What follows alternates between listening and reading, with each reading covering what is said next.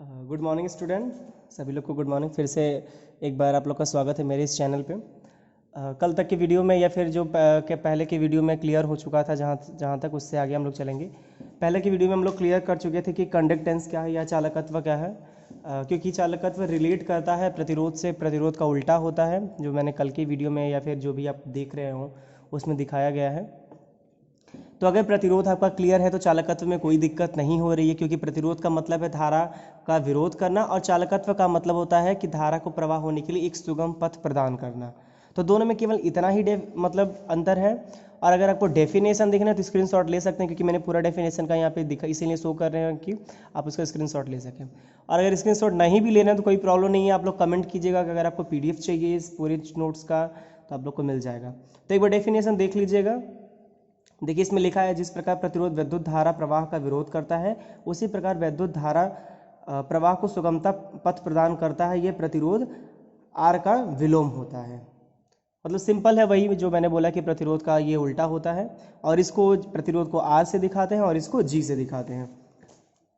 प्रतिरोध को हम लोग कैपिटल आर से दिखा रहे थे, इसको जी से दिखाते हैं। अब हम क्लियर है, फार्मूला बनाने के लिए कुछ अलग से इनको रटने या फिर याद करने की ज़रूरत नहीं है, क्योंकि अगर ये उल्टा होता तो जी बराबर 1/r लिख सकते हैं बिल्कुल, क्योंकि ये उल्टा होता है उसका, तो लिख सकते हैं। अब आर का फार्मूला हमने लिखा है पिछले बार पिछले क्लास में जो भी था कि ओम के प्रतिरोध का नियम था, तो उस पर देखे थे डिपेंडेंसी, उसकी जो डिपेंडेंसी फैक्टर था। तो क्या था उसमें कि जो हमारा प्रतिरोध है उसकी एक प्रॉपर्टी जो प्रतिरोधकता है उस पर डिपेंड करती है। तो अगर उस पर डिपेंड करती है तो यहाँ पे आर का फार्मूला हम रिप्लेस कर सकते हैं उससे, यानी कि रो के वाला फार्मूला यहाँ पे लिख सकते हैं। तो लिख लेते हैं, देखिए क्या होता है, g is equal to 1/r is equal to, चूँकि होता है रो L/A। थोड़ा मेरा रो अच्छे से नहीं, पी की तरह बनता है, तो आप लोग उसको रो समझिएगा, पी नहीं है। तो ये वाला फार्मूला इसमें हम पुट कर सकते हैं, तो R बराबर यहाँ पे हो जाएगा रो L/A। ये फार्मूला मेरा हो जाएगा कंडक्टेंस का। तो ये क्लियर हमेशा रखिएगा कि देखिए छोटी छोटी ये पूरी डेफिनेशन है तो क्लियर रखना जरूरी है। कभी कभी न्यूमेरिकल में हमारे यूनिट्स, कभी कभी हम लोग यूनिट्स गलत लिख देते हैं। पूरा न्यूमेरिकल हमने सही किया, यूनिट्स को चेंज नहीं करते हैं या फिर यूनिट्स नहीं लिखते हैं तो हमारा पूरा न्यूमेरिकल खराब हो जाता है। इसलिए इसको ध्यान देते रहिएगा, छोटा छोटा जो भी पॉइंट है। इंग्लिश वालों के लिए जो इंग्लिश में है, इंग्लिश में नोट्स यहाँ पे अगर स्क्रीनशॉट लेना चाहते हैं तो ले सकते हैं, वरना पीडीएफ मिल जाएगा, कोई दिक्कत नहीं है उसमें। अब अगला आता है कि चालकता। चालकता देखते हैं क्या है।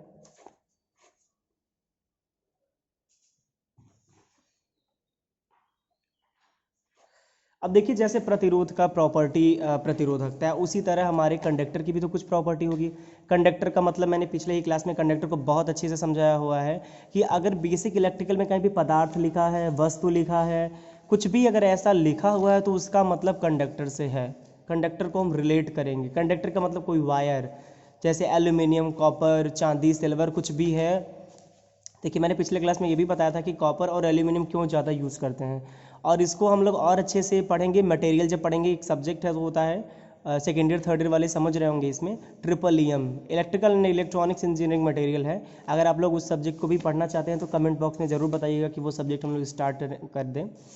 तो फर्स्ट ईयर वालों के लिए तो अगले सेमेस्टर में वो सब्जेक्ट मिलेगा, लेकिन अगर सेकेंड ईयर थर्ड ईयर फिर से उसको पढ़ना चाह रहा है या फिर और अच्छे से क्लियर करना चाह रहा है तो आप लोग ज़रूर कमेंट कीजिएगा कि वो सब्जेक्ट अगर चाहिए तो हम लोग चालू कर देंगे। अब देखिए क्या है कि जैसे कि हमारे प्रतिरोध की प्रॉपर्टी प्रतिरोधकता यानी कि रेजिस्टेंस की प्रॉपर्टी रेजिस्टिविटी है, उसी प्रकार हमारे चालक की भी प्रॉपर्टी होती है। तो इसकी जो चालक की प्रॉपर्टी हमारी है वो कंडक्टिविटी यानी कि चालकता है। देखिए यहाँ पे क्लियर लिखा भी है, किसी पदार्थ की प्रतिरोधकता उस पदार्थ के विशिष्ट प्रतिरोध की व्युत्क्रमानुपाती होता है। यानी कि जैसे हमने क्या लिखा है, जैसे प्रतिरोध का क्या लिखा है, हम लोग चालकत्व में क्या लिखे हैं, चालकत्व में लिखे हैं ये प्रतिरोध का विलोम होता है, तो हमने फार्मूला लिख दिया है। उसी प्रकार यहाँ पे भी हम फार्मूला लिख लेंगे कंडक्टिविटी का। देखिए यहाँ पे एक हिंदी में जैसे आधा न बनाते हैं उस तरह दिखा है, लेकिन इसको हम साइमन पढ़ते हैं, साइमन पढ़ते हैं। बहुत लोग नीटा पढ़ते हैं, लेकिन इसको हम साइमन ही पढ़ते हैं, साइमन बोल सकते हैं। ये आधा न की तरह दिखता है, जैसे हिंदी में हम न बनाते हैं उस तरह दिखता है, इसको साइमन पढ़ते हैं। साइमन इज इक्वल टू 1/रो, इसमें फार्मूला हो जाता है। अब रो के जगह पे फार्मूला आप यहाँ पे आप इधर उधर पक्षांतर करके आप इसको लिख सकते हैं। उतना तो आप लोग कर ही लेंगे, क्योंकि इंजीनियरिंग पढ़ रहे हैं तो उतना मैथ आता होगा मेरे ख्याल से।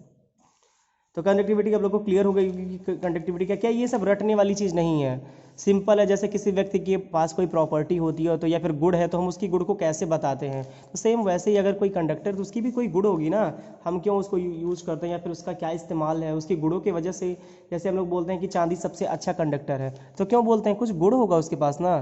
उसी तरह हमारे चालक की भी जो गुण है या फिर प्रॉपर्टी, उसको चालकता बोलते हैं। ये प्रतिरोध जैसे हम देखें कि ना हमारा जो चालकत्व है वो प्रतिरोध का उल्टा होता है, सेम हमारा चालकता भी प्रतिरोधकता का उल्टा होता है। साइमन बराबर 1/, देखिए पी की तरह दिख रहा होगा, वो पी नहीं है इसलिए मैं बार बार बोल रहा हूँ, वो रो है, तो इसको क्लियर रखिएगा। इंग्लिश वाले भी अगर चाहें तो स्क्रीनशॉट ले सकते हैं, इंग्लिश में लिखा हुआ है, तो कोई दिक्कत मेरे ख्याल से नहीं आनी चाहिए। आप लोग को जहाँ पे भी पॉइंट समझ में नहीं आ रहा है या फिर लग रहा है कि कुछ और उसमें इंक्लूड करना चाहिए, तो आप लोग ज़रूर कमेंट कीजिएगा कि कुछ छूट रहा है या फिर आपको समझ में नहीं आ रहा, तो वो ज़रूर बताइएगा। अब आगे देखते हैं, आगे हमारा एक पॉइंट है प्रतिरोधक ताप गुणांक। अब देखिए हमारे इलेक्ट्रिकल में टेम्परेचर का बहुत ही ज़्यादा इंपॉर्टेंस है, क्योंकि आपको पता है आप कोई भी यूनिट यूज कर रहे हैं, जैसे आपका टेलीविज़न यूज कर रहे हैं, रेफ्रिजरेटर यूज कर रहे हैं, या फिर आप सबसे ज़्यादा आप लोग जो यूज करते हैं इस समय आप देख रहे हैं मोबाइल, वो यूज करते हैं, उसकी भी एक कैपेसिटी होती है, एक लिमिट होती है कि कुछ लिमिट के बाद या कैपेसिटी के बाद वो हीट हो जाती है, या फिर आपको नोटिफिकेशन आता है कि हीट हो गया। तो क्या होता है कि हीट का बहुत ज़्यादा इंपॉर्टेंस है। अब हमें क्या है कि आगे जब भी हम पढ़ेंगे, जैसे कि मशीन पढ़ रहे हैं या फिर कोई भी सब्जेक्ट पढ़ रहे हैं, तो यहाँ पे क्या होगा, हीट पे बहुत ज़्यादा इंपॉर्टेंस का पड़ता है। अभी आगे एक लॉ आएगा, जूल का नियम आएगा, जिसमें आपको हीट और क्लियर होगा कि हीट का कितना रोल है, क्या है। तो प्रतिरोध हमारा अगर यहाँ पे ये एक तरह से बोल दिया जाए कि डिपेंडेंसी, हाँ प्रतिरोध की डिपेंडेंसी टेम्परेचर पे भी होती है, टेम्परेचर के अकॉर्डिंग ये बदलता है या फिर जो भी होता है, आगे इसमें और अच्छे से हम लोग क्लियर करेंगे।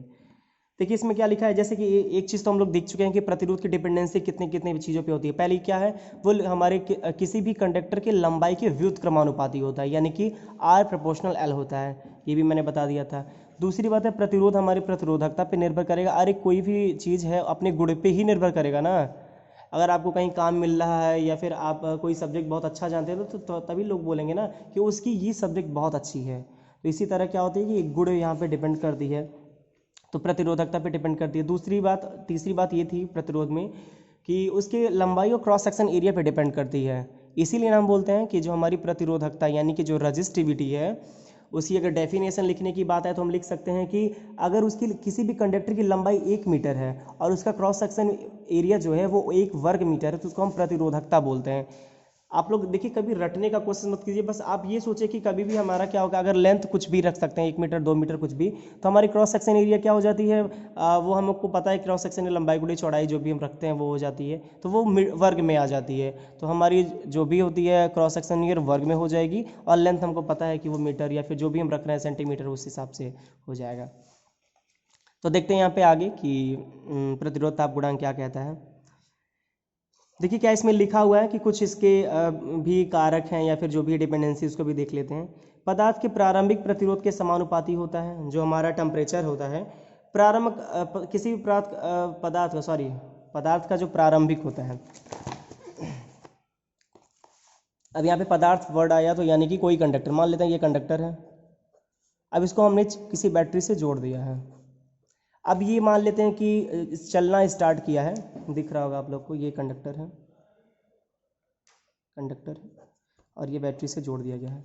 जब इसको हम स्टार्ट करते हैं चलाना या फिर ये भी चलना स्टार्ट होता है, तो इसकी एक स्टार्टिंग पॉइंट होती है जिस टाइम पे टेम्परेचर T0 होती है, या फिर T0 भी बोल सकते हैं। उस टाइम पे क्या, जब हम कोई चीज़ चलाना स्टार्ट करते हैं तो क्या वो मतलब एकदम उसके पास टेम्परेचर 0 बोल सकते हैं कि हाँ 0 होती है, क्योंकि अचानक कोई चीज़ हीट तो हो नहीं जाती है। सबसे बड़ा एग्जांपल क्या है कि अगर आप कुकिंग थोड़ा भी करते हैं, तो आप कोई भी चीज़ रख रहे हैं, गैस पे रख रहे हैं, कहीं पे रख रहे हैं, तो अचानक तो हीट नहीं हो जाती है। जब हम रखते हैं तो उसका टेम्परेचर 0 होता है, या फिर जो भी हम बोल सकते हैं वो होता है। धीरे धीरे उसके टेम्परेचर भी बढ़ते हैं, तो यानी कि ये वो सब वैसे ही क्लियर हो रहा है कि R प्रोपोर्शनल हो जाता है T0 के, कि हमारा जो प्रारंभिक हमारा है, इसको हम अपने हिसाब से आप दिखा सकते हैं, TA दिखा सकते हैं, TB जैसे आप दिखा सकते हैं। तो हमारा क्या है कि पहला जो पदार्थ के प्रारंभिक प्रतिरोध के समानुपाती, यानी कि हमारा जो प्रतिरोध होता है, अगर हम कोई भी हम मटेरियल यूज कर रहे हैं तो स्टार्टिंग में क्या होता है, वो उसके समानुपाती होता है कि वहाँ पे टेम्परेचर 0 होता है। वो सबको पता है, आप लोग यूज भी कर रहे हैं डेली लाइफ में। दूसरा पॉइंट इसमें आ रहा है कि पदार्थ के तापमान में परिवर्तन से समानुपाती होता है।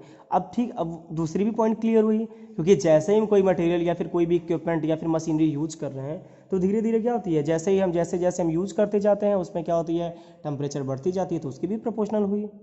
तीसरी बात आती है इसमें कि पदार्थ की प्रकृति तथा भौतिक गुण पर निर्भर करती है। अब हमने ये भी बता दिया है कि पूरा बेसिक इलेक्ट्रिकल इंजीनियरिंग में हम भौतिक गुणों का ही अध्ययन करेंगे। केमिकल के लिए हम जब ट्रिपल ई में पढ़ेंगे तो कुछ केमिकल इफेक्ट आते हैं मटेरियल पे, तो वो मटेरियल में डिस्कस करेंगे। हमारे बेसिक इलेक्ट्रिकल में कहीं भी केमिकल पे कुछ डिस्कस नहीं करेंगे। हाँ, एक चैप्टर लास्ट में शायद मटेरियल का कुछ होगा इसमें, तो उसमें हम लोग थोड़ा क्लियर करेंगे। जहाँ पे भी जैसी नीड हुई, जैसे भी अगर हमको लगता है कि ये पॉइंट आपको बताना चाहिए या फिर ये कंटेंट बताना चाहिए तो उसको बिल्कुल आपको बताया जाएगा। ऐसा कुछ नहीं कि जो स्किप किया जाएगा ताकि आपको प्रॉब्लम हो। तो ये तीनों जो भी चीज़ हमने बताया शायद आपको क्लियर हो गया होगा। पहला है कि कोई भी मटेरियल यूज करते हैं तो स्टार्टिंग में क्या हो जाता है कि इसकी जो भी टेम्परेचर है वो कम होती है, सबको पता है। जैसे हम उसको यूज करते जाते हैं, जैसे कि अगर मोबाइल फ़ोन ही यूज़ कर रहे हैं तो स्टार्ट में जब हम यूज़ करते हैं तो थोड़ा कम हीट होता है, धीरे धीरे वो अधिक हीट हो जाता है। तो क्या हो जाती है, प्रोपोर्शनल होता है। किसी भी चीज़ को क्या हो जाता है, जब वो वेरी करने लगता है किसी भी चीज़ पे, जैसे यहाँ पे क्या कि हम मटेरियल की बात कर रहे हैं तो मटेरियल जो हमारा है जैसे कि कॉपर है, मान लेते हैं कॉपर है, कॉपर हमेशा क्या डिपेंड करेगा ना टेम्परेचर पे। जैसे ये धीरे धीरे हम इसको यूज करेंगे वो भी गर्म। जैसे कि सबसे बड़ा एग्जांपल क्या है कि जब हम जो इलेक्ट्रिक बल्ब यूज करते हैं, बल्ब को जब स्टार्ट में हम ऑन करते हैं तो क्या होता है, उतना हीट नहीं होता, लेकिन धीरे धीरे धीरे धीरे जैसे ही उसकी टाइमिंग बढ़ती है वो हीट होना स्टार्ट हो जाता है। और उसकी भी एक कैपेसिटी होती है कि जब अधिक वो टेम्परेचर पा जाता है, जैसे कि हमारे बल्ब में टंगस्टन यूज किया जाता है तो उसकी क्या होती है, मेल्टिंग पॉइंट 3400 सेंटीग्रेड होती है। तो अगर वो उससे अधिक टेम्परेचर उसको मिला तो क्या हो जाएगा, वो मेल्ट हो जाएगा, यानी कि हमारा बल्ब फ्यूज हो जाएगा, ख़राब हो जाएगा। जैसे भी आप बोलते हैं ना कि अपने लैंग्वेज में कि बल्ब फ्यूज हो गया, ख़राब हो गया। तो इसके बारे में भी और मटेरियल में ये बहुत अच्छे से क्लियर होगा। इसलिए अगर आप लोग चाहते हैं मटेरियल स्टार्ट हो तो कमेंट में ज़रूर बताइएगा कि मटेरियल स्टार्ट किया जाए। तो बाकी देखते हैं कि ये तीनों पॉइंट मेरे ख्याल से क्लियर हो गया होगा आपका। अगर क्लियर नहीं भी हो रहा है तो ज़रूर कमेंट, क्योंकि आपके कमेंट से हमें पता चलेगा कि आपको समझ में आ रहा है कि समझ में नहीं आ रहा है। देखते हैं आगे। अब इसकी क्या है कि थोड़ी सी प्रूविंग है, अगर आपको नेसेसिटी होगी तो अगली क्लास में बता दिया जाएगा। मुझे नहीं लग रहा है कि नेसेसिटी है, तो फिर इसको स्किप किया जाएगा। और अगर आप लोग को लगता है कि इसकी प्रूविंग जाननी है तो कमेंट कीजिएगा, तो अगले वीडियो में 2 मिनट या 4 मिनट जो भी लग रहा है इसको हम लोग कवर कर लेंगे। वैसे कुछ भी नहीं है इसमें, क्या है कि आप एक बार देख सकते हैं, स्क्रीन पे दिख रहा है पूरा नोट्स, इसीलिए हम लोग बना के अच्छे से रखे रहते हैं ताकि आपको स्क्रीन पे अच्छे से दिखे कि क्या है क्या नहीं है। जैसे लिखा है, माना किसी पदार्थ का प्रतिरोध T सेंटीग्रेड पे R ओम है, यानी कि अगर स्टार्टिंग हमारे पास क्या है, अगर कोई टेम्परेचर है तो क्या होगी, वो 0 होती है। इसलिए यहाँ पे T0 एक जगह मान लिया गया है या एक जगह डेल्टा T मान लिया गया है कि मतलब परिवर्तन हो रहा है। तो देख सकते हैं कि प्रतिरोध में परिवर्तन क्या हो जाता है, अंतिम प्रतिरोध माइनस प्रारंभिक प्रतिरोध। मतलब जब हम स्टार्ट कर रहे हैं कोई मतलब मटेरियल यूज करना, और जब हम किसी मटेरियल को बंद कर रहे हैं, जैसे मान लेते हैं कि हम टेलीविज़न चला रहे हैं, रेफ्रिजरेटर चला रहे हैं, तो मान लीजिए हमने उसको 12 बजे एक अपने हिसाब से टाइम मान लेते हैं कि 12 बजे हमने ऑन किया, 3 बजे बंद किया, तो दोनों के बीच में हम देखेंगे कि स्टार्ट में कितनी टेम्परेचर थी और लास्ट में कितनी टेम्परेचर थी। अब टेम्परेचर के अपने हिसाब से, जैसे यहाँ पे हम एक जगह आर रख दिया गया है और एक जगह उसके लिए क्या डेल आर रख दिया गया है, अपने हिसाब से रख दिया गया है, वो आप कर सकते हैं और स्क्रीनशॉट ले सकते हैं अगर आपको लगता है कि नोट्स में क्लियर करना है, क्योंकि नोट्स में लिखे रहेंगे तो कभी ना कभी यूज़ तो होगा ही। कभी कभी इस पर न्यूमेरिकल आ जाते हैं तो न्यूमेरिकल में ये और अच्छे से हम क्लियर कर देंगे। समझ में आ रहा होगा मेरे ख्याल से आप लोग को। चलिए आगे देखते हैं। अब आते हैं थोड़ा सा इलेक्ट्रिक पावर या फिर वैद्युत शक्ति क्या होती है। अब आप लोग इलेक्ट्रिकल इंजीनियरिंग ही लिए हैं, इलेक्ट्रिकल डिपार्टमेंट है, अगर पावर नहीं जानेंगे, एनर्जी नहीं जानेंगे तो कुछ मेरे ख्याल से समझ में नहीं आएगा या फिर आपके लिए कठिन होगा और ज़्यादा जानना। तो देखिए क्या होता है, अब सबको पता है पावर क्या होती है, सबके पास कुछ ना कुछ, आप लोग हैं, आप लोग के पास पावर होती है, या फिर किसी भी चीज़ की एक पावर होती है। जैसे बोलते हैं ना कि आप लोग एक बहुत ज़्यादा आजकल यूज करते हैं पावर बैंक, क्यों लेते हैं, उसके हिसाब से हम क्या, जैसी हमको यूज होती है, जैसे नेसेसिटी होती है, उसके हिसाब से हम क्या करते हैं, अपने फ़ोन को चार्ज कर लेते हैं, या फिर कोई भी ऐसे इक्विपमेंट है जिसको हम उसको चला सकते हैं उससे, वो हम टाइम टू टाइम करते हैं। मतलब पावर का क्या मतलब होता है, एक टाइम पे स्टोर करके उसको यूज किया जाए या फिर क्या कंटिन्यू भी किया जा सकता है। जैसे अगर एग्जांपल किया जाए तो डीसी में अगर किया जाए तो बैटरी में क्या कर सकते हैं, एज हम समझिए पावर ही स्टोर करके रखते हैं, बाद में उसको हम कन्वर्ट करते हैं। अगर इसी की बात की जाए तो हमें क्या होती है, ट्रांसमिशन और डिस्ट्रीब्यूशन से कंटिन्यू मिलती है। थोड़ा सा और ट्रांसमिशन डिस्ट्रीब्यूशन क्लियर होगा जब आप सेकेंड ईयर में जाएंगे, टीडीपी एक सब्जेक्ट पढ़ेंगे उसमें और क्लियर होगा। तो चलिए देखते हैं क्या इसमें लिखा है डेफिनेशन में। आप लोग स्क्रीनशॉट ले लीजिएगा, अगर आप लोग लगता है कि ले लेना चाहिए तो ले लीजिएगा।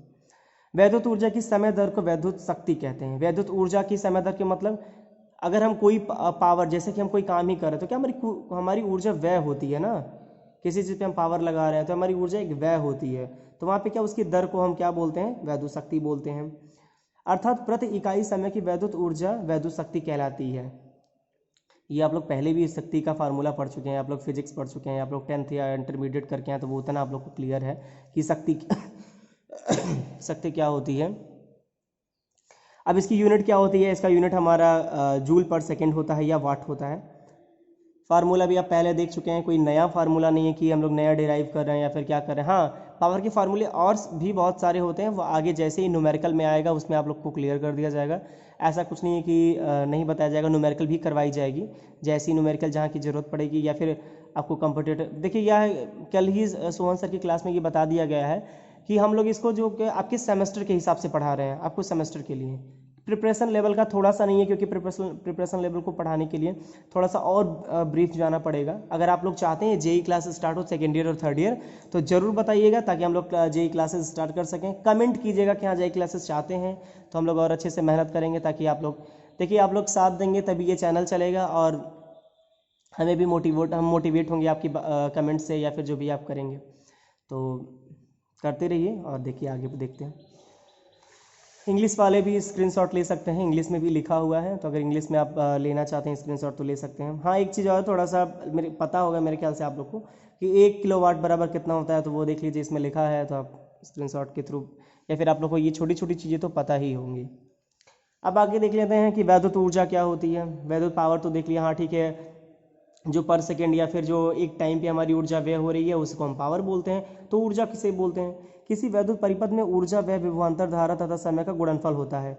देखिए अभी तक जो आपने ऊर्जा पढ़ा है वो एक क्या था, मैकेनिकल बेस था, या फिर आपने फिजिक्स में पढ़ा था वो मैकेनिकल बेस था, इलेक्ट्रिकल बेस नहीं था। अब जब आप उसको हम बेसिक, चूंकि हमारा ब्रांच इलेक्ट्रिकल है तो इसमें क्या होगा, हम उसको इलेक्ट्रिकल बेस करेंगे। तो जब इलेक्ट्रिकल बेस करेंगे तो हमारे पास क्या आती है, वी आई और आर आती है। जैसे कि ओम का नियम में बता दिया गया था कि 3 फैक्टर उस पर डिपेंड कर रहा है हमारा ओम का नियम। उसी तरह यहाँ पे भी हमारा क्या है, जो हमारा एनर्जी है वो क्या कर रहा है, डिपेंड कर रहा है, सॉरी, W बराबर P इंटू टी, ये इसका फार्मूला है,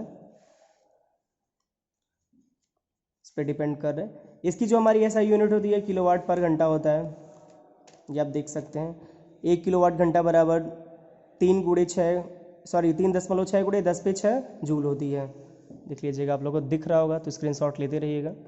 ये बहुत छोटी चीज़ें हैं, बहुत बेसिक है, ये आप लोग को पता होनी चाहिए और पता भी होगी, मेरे ख्याल से बहुत लोग को पता होगी, तो बहुत ज़्यादा दिक्कत नहीं आएगी। अब आगे आते हैं सबसे ज़्यादा, अब यहीं से थोड़ा सा आप लोग का लेवल हम लोग थोड़ा सा हाई जाएंगे या फिर थोड़ा सा ग्रेड करेंगे कि अभी तक क्या था, बहुत छोटी छोटी यूनिट्स को हम जितनी मेरे ख्याल से चौथी क्लास है तो 4 क्लास में हम लोग छोटे छोटे यूनिट्स को क्लियर किए हैं, जैसे कि रेजिस्टेंस क्या होता है, वोल्टेज क्या होता है, करंट क्या होता है। क्योंकि देखिए इतना ज़्यादा टाइम कोई वेस्ट नहीं करता है इन छोटी छोटी चीज़ों पे, क्योंकि सबको पता है कि ये आपको पता होता है, क्योंकि आप इंटरमीडिएट कर लिए हैं, अपने 10th कर लिया है, तो वो सारी चीज़ें आपको पता होती है, तो छोटी छोटी चीज़ें आपको क्लियर हैं। तो अब क्या है, आगे आते हैं कि क्या आगे हमारी जो है वैद्युत धारा का ऊष्मीय प्रभाव। देखिए क्या होता है कि इलेक्ट्रिक करंट तो हम समझ गए कि इलेक्ट्रिक करंट होती क्या है, लेकिन क्या है कि आपको भी अभी भी तुरंत इससे जस्ट पहले ही क्लियर हुआ है कि ये टेम्परेचर बहुत ज़्यादा इंपॉर्टेंट रखता है। जैसे हम टेम्परेचर किसी भी मटेरियल का बढ़ाते हैं उसका टेम्परेचर अधिक होने लगता है। तो अब बताइए, कोई अगर हम इक्विपमेंट यूज करें तो हमें पता है कि हमने कंडक्टर यूज किया, तो कंडक्टर की बेसिक क्या है, जब इलेक्ट्रिसिटी का मैंने इंट्रो दिया था उसमें बोला था कि हमारी इलेक्ट्रिसिटी बेस्ड ही है फ्री ऑफ इलेक्ट्रॉन पे, यानी कि फ्री ऑफ इलेक्ट्रॉन चल रहे हैं। तो यहाँ पे सबसे ज़्यादा इंपॉर्टेंट आ जाता है कि हम जो भी चीज़ यूज कर रहे हैं, जैसे हम प्रेस यूज कर रहे हैं, हीटर यूज कर रहे हैं, इंडक्शन यूज कर रहे हैं, जो भी चीज़ यूज कर रहे हैं उसमें क्या आती है, उसमें हीटिंग आ रही है। एक टाइम पे हीटिंग बढ़ रही है, जैसे जैसे यूज करेंगे टाइम के हिसाब से उसकी हीटिंग बढ़ती है। तो वो हीटिंग बढ़ कैसे रही है, वो इलेक्ट्रिक करंट की वजह से वो बढ़ रही है। तो उसी को हम बोलते हैं heating effect of electric current, जैसे कि नोट्स में भी दिख रहा होगा आपको क्लियर। अगर आप चाहें तो स्क्रीनशॉट ले सकते हैं, और अगर नोट चाहिए तो कमेंट जरूर कीजिएगा, आपको नोट चाहिए PDF मिल जाएगा। लिखा भी है, आप देख सकते हैं, लिखा है इसमें, यदि किसी चालक में किसी वैद्युत धारा प्रवाहित की जाए तो वह चालक गर्म हो जाता है, इसे वैद्युत धारा का उसमें प्रभाव कहते हैं। ये भी आपको पता है, ऐसा मुझे बताने की जरूरत नहीं है कि कोई कंडक्टर हम यूज करें, जैसे बल्ब यूज करें, हीट हो रहा है तो मुझे बताने की जरूरत नहीं है कि वो गर्म होता है। आप खुद आप इंजीनियरिंग करें तो इतना मेरे ख्याल से आपके दिमाग में होगा कि हाँ कोई चीज़ यूज कर रहे हैं या फिर कुछ हमें अनुभव हो रहा है, जैसे मोबाइल ही हम यूज कर रहे हैं तो थोड़े टाइम बाद हीट हो जाता है, तो वो हमें खुद पता चलता है, किसी से पूछने या बताने की जरूरत नहीं है, बहुत छोटी चीज़ है। तो हीटिंग इफेक्ट पे ही आगे हम जूल का नियम पढ़ेंगे। देखिए एग्जांपल के लिए, जैसे कि इलेक्ट्रिक हीटर है, प्रेस है, इलेक्ट्रिक स्टोव है, इलेक्ट्रिक केतल है, भट्टियाँ हैं, कुछ रेजिस्टेंस भट्टियाँ हैं, ये फाइनल ईयर में चलती हैं। फाइनल ईयर वाले अच्छे से पढ़ेंगे जब इलेक्ट्रिक हीटिंग स्टार्ट होगी चैप्टर में, तो और अच्छे से क्लियर किया जाएगा। तो मेरे ख्याल से ये पॉइंट क्लियर हुआ होगा आपका। थोड़ा सा और आगे देखते हैं, एक पॉइंट और कुछ बचा है इसमें तो वो देख लेते हैं, क्योंकि कल वाले सेशन में हम लोग न्यूमेरिकल करेंगे, आज हम लोग सोच रहे हैं कि थ्योरी पूरा क्लियर कर लिया जाए, क्योंकि एक पूरा सेशन न्यूमेरिकल का होगा, कि ऐसा नहीं कि उसमें थियरी भी न्यूमेरिकल चले। तो देखिए क्लास थोड़ा सा छोटा जा रहा है, जैसे 20 मिनट का या 22 मिनट का ही जा रहा है, क्योंकि अपलोडिंग में बहुत दिक्कत आ रही है, क्योंकि नेटवर्क आपको भी पता है कि इस टाइम पे सभी लोग घर से काम कर रहे हैं, तो नेटवर्क बहुत ज़्यादा बिजी है, तो अपलोडिंग में बहुत प्रॉब्लम आ रही है, इसलिए वीडियो छोटा बनाया जा रहा है। और अगर रिक्वायरमेंट आप लोग की लग रही है कि टाइम की रिक्वायरमेंट है, तो हम लोग एक मैराथन बनाएंगे, हर चैप्टर का मैराथन बनाएंगे, आपको कोई दिक्कत नहीं आएगी। तो चलिए, सबसे इंपॉर्टेंट इस पूरे चैप्टर का जो इंट्रोडक्शन चैप्टर का सबसे इंपॉर्टेंट जो नियम था वो हम पढ़ते हैं, जूल का नियम, जो बार बार मैंने उसका नाम लिया था कि जूल का नियम क्या है, जूल का नियम क्या है। बहुत बार आप लोग से पूछ लेते हैं कि आप जो प्रेस यूज करें, तो आपके दिमाग में आता है कि इलेक्ट्रिक प्रेस हमारा किस वर्किंग प्रिंसिपल पे काम करता है, तो हमें पता ही नहीं रहता है। हम ये देखते हैं कि हाँ ठीक है, हम अपने प्रेस से हम अपने कपड़े को आयन कर रहे हैं, इतना ही हमारे दिमाग में रहता है ना। हमारे दिमाग में इतना ही चीज़ रहता है। बैकग्राउंड कुछ आ रहा है तो उससे कोई आप लोग इफेक्ट नहीं होंगे। तो जूल के नियम में एक सिंपल यही है कि कोई भी चीज़, जैसे कि पीछे बड़ा बताया गया ना कि वैद्युत धारा का उसमें प्रभाव, सिंपल वही है कि कोई भी चीज़ अगर हम इस्तेमाल कर रहे हैं, क्या होगा, हीट होगा तभी वो वर्क करेगा। जैसे कुछ चीज़ें हीटिंग पे ही होती है, जैसे इंडक्शन, इस समय सभी लोग अपने घर पे इलेक्ट्रिक इंडक्शन यूज कर रहे हैं, जिसकी वजह से खाना बनाना बहुत आसान है, लेकिन बिजली का बिल बहुत ज़्यादा आता है। तो जिसके घर पे मीटर लगा है वो तो यूज करने में उनको लिए कठिनाइयाँ है, लेकिन जिसके घर पे नहीं लगा है वो तो आसानी से यूज कर रहा है। अब इलेक्ट्रिक प्रेस की बात करें तो प्रेस पे हीट होता है तो क्या हो जाता है, तभी हमारे कपड़े आयन होते हैं। तो हीटिंग पे बहुत ज़्यादा मतलब ये हमारा जूल का नियम हीटिंग पे ही है। अगर हम सिंपल बोल सकते हैं कि हीटिंग इफेक्ट ऑफ जूल का है, ठीक है।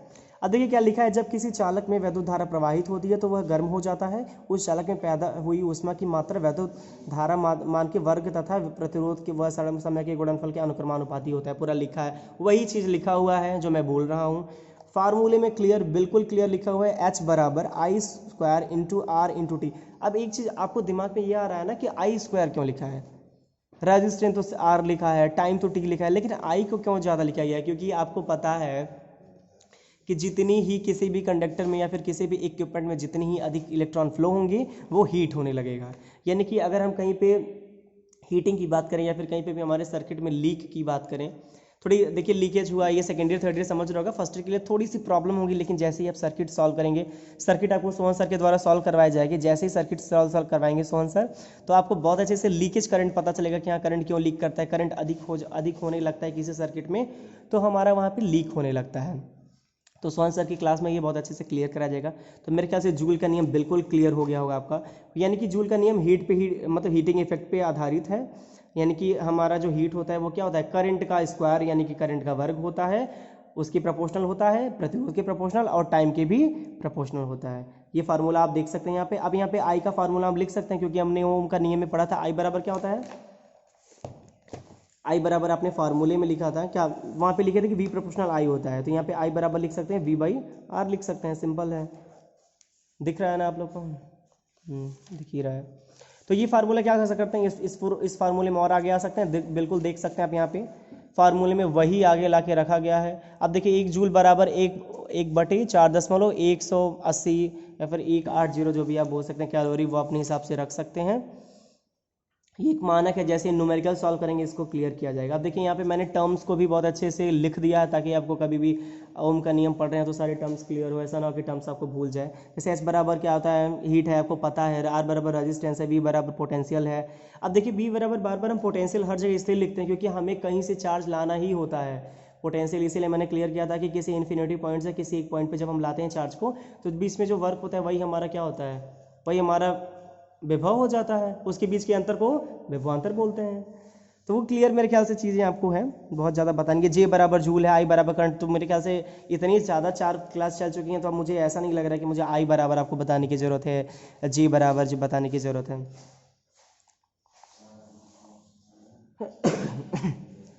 अब देखिए पूरा हमारा जो इंट्रोडक्शन चैप्टर है वो बेसिकली ख़त्म हो चुका है। अब इसमें कोई भी ऐसा पॉइंट या फिर कोई भी ऐसा टॉपिक नहीं बचा है जो मतलब बचा हो, पूरा हम लोगों ने कवर कर दिया है। हाँ, अब कुछ चीज़ें सेफ्टी की बात आती है कि देखिए क्या है, पहला पॉइंट इसमें लिखा ही गया है कि वैद्युत सुरक्षा एवं सावधानियाँ। अब आप लोग बहुत बार आप लोग को शॉक लग चुका होगा, कभी भी कभी आप लोग को अगर आपके घर पे इन्वर्टर की बैटरी उससे शॉक लगा होगा, बहुत सारी चीज़ों से आपको कभी कभी शॉक लग जाता है। कोई ऐसे इलेक्ट्रिक काम वर्क कर रहे हैं तो आपको शॉक लगता है, कभी ना कभी किसी को ज़रूर शौक लगता है और लगने के चांसेस होते हैं अगर आप सुरक्षाएं न रखें तो। सावधानियां रखना बहुत ज़्यादा ज़रूरी होता है, क्योंकि हम कल कंपनी में काम कर रहे हैं या फिर किसी भी लैब में काम कर रहे हैं, कॉलेज लैब में काम कर रहे हैं, कहीं पे भी काम कर रहे हैं, तो हमारे पास सावधानियां होना बहुत ज़्यादा ज़रूरी है। क्योंकि सावधानियां और इंस्ट्रक्शन और या फिर मैनुअल देख के हम वर्क नहीं करेंगे तो हमारे पास हम खुद हार्म होंगे ही और लोगों को भी हार्म कर सकते हैं। दो चीज़ और बात आती हैं, एसी और डीसी, जो आगे क्लियर की जाएंगी। इस चैप्टर में उसको मैंने इंक्लूड नहीं किया है, क्योंकि वो चैप्टर जब हम एसी का पढ़ाएंगे या फिर डीसी का पढ़ाएंगे तो अलग अलग टर्म पे हम उसको क्लियर करेंगे, तो इसलिए उसको मैं इसमें इंक्लूड नहीं कर रहा हूँ। ऐसा नहीं कि उसको छोड़ा जा रहा है, आपको बिल्कुल आगे जैसे ही इसके बाद, क्योंकि अगला चैप्टर ही डीसी सर्किट है, तो डीसी सर्किट में डीसी को क्लियर किया जाएगा और एसी सर्किट में एसी को क्लियर किया जाएगा। अब देख लेते हैं क्या है सावधानियाँ। देखिए इसमें लिखा है कि मानव जीवन के लिए विद्युत एक वरदान है। बिल्कुल वरदान ही है, क्योंकि जो काम हम बहुत जैसे मैकेनिकल बेस्ड काम करते हैं, मैनुअल वर्क करते हैं, तो बहुत ज़्यादा एक व्यक्ति दिन भर में काम करता ही रह जाता है। हमें देखिए क्या है, इलेक्ट्रिक से क्या एफिशिएंसी तो मिली ही मिली है, एक्यूरेसी और क्लीनेस भी मिली है, जिसका सबसे बड़ा उदाहरण हमारी इलेक्ट्रिक ट्रेन है। पहले क्या था, लोकोमोटिव जो भी इंजन यूज करते थे हम, क्या था उसमें कोयला डालते थे, फिर बहुत ज़्यादा डस्ट पार्ट होता था, पर्यावरण प्रदूषण भी बढ़ता था। लेकिन जैसे ही इलेक्ट्रिक ट्रेन जो भी यूज आजकल देख रहे हैं हो रहा है, उसमें क्या है, क्लीनेस की मतलब सफाई की बहुत ज़्यादा देख रहे हैं, पर्यावरण प्रदूषण से भी बचा जा रहा है। ऊपर से क्या है कि एफिशिएंसी, टाइम रिकवरी बहुत अच्छे से ये हो रही है। तो आप खुद समझ रहे हैं, अगर आप लोग समझना चाह रहे होंगे तो बिल्कुल समझ रहे हैं। ये एक अभिशाप बन सकती है, क्योंकि इसका झटका जानलेवा होता है, इसलिए विद्युत का सावधानी पूर्वक उपयोग करना चाहिए। तो क्या है कि अगर हमारे लिए कुछ वरदान है तो वो हमारे लिए एक टाइम पे क्या नुकसान भी हो सकती है, इसलिए हमें सावधानी रखना बहुत ज़्यादा ज़रूरी है। तो थोड़ा सा देख लेते हैं, थोड़े थोड़े पॉइंट है उसको एक बार देख लेते हैं, क्या क्या सावधानियाँ रखनी ज़रूरी होती है। देखिए क्या है कि वैद्युत रोधी औजारों का प्रयोग करना, मतलब ऐसे टूल का यूज करना जिसमें हमें क्या हो, इलेक्ट्रिक शॉक ना हो, जैसे कि चमड़े के ग्लव्स यूज करना, शूज यूज करना, हमेशा टाइट कपड़े पहनना, टाइट कपड़े पहन के ही कंपनी में काम करना या फिर किसी लैब में काम करना। क्योंकि देखिए टाइट कपड़े पहनने से किसी मशीन में वो कपड़े आ नहीं जाते। अगर हम कोई लूज कपड़ा या फिर ढीला कपड़ा पहनते हैं तो कोई मशीन चला रहे हैं या फिर कुछ चला रहे हैं तो वहाँ पे वो कपड़े फंसने के बहुत ज़्यादा चांसेस रहते हैं। इसलिए क्या होता है कि हमें हमेशा टाइट कपड़े पहनने चाहिए, लेदर की चीज़ यूज करनी चाहिए, हेलमेट यूज करना चाहिए, मास्क शील्ड यूज करना चाहिए। ये सब बहुत ज़्यादा इंपॉर्टेंट चीज़ है। ये सब अगर यूज करके हम अपने कोई भी इलेक्ट्रिक का वर्क कर रहे हैं तो हम तो खुद बच सकते हैं और लोगों को भी बचा सकते हैं। सबसे बड़ी बात ये है। तो वैद्युत औजारों का यूज करना, सुरक्षात्मक युक्तियाँ, मतलब हम ऐसी डिवाइस का यूज़ करेंगे जो क्या हो, इंसुलेटेड हो, यानी कि उस पर इंसुलेशन लगा हो, वो हम यूज करेंगे ताकि शॉक लगने के ज़्यादा चांसेस ना हो। उचित निर्देश लें, यानी कि इंस्ट्रक्शन में कोई भी मशीन चलाने से पहले हम इंस्ट्रक्शन देखें कि उसके क्या क्या इंस्ट्रक्शन है, कैसे चलाना है, क्या करना है, वो हम देखें, तभी हमें क्लियर होगा।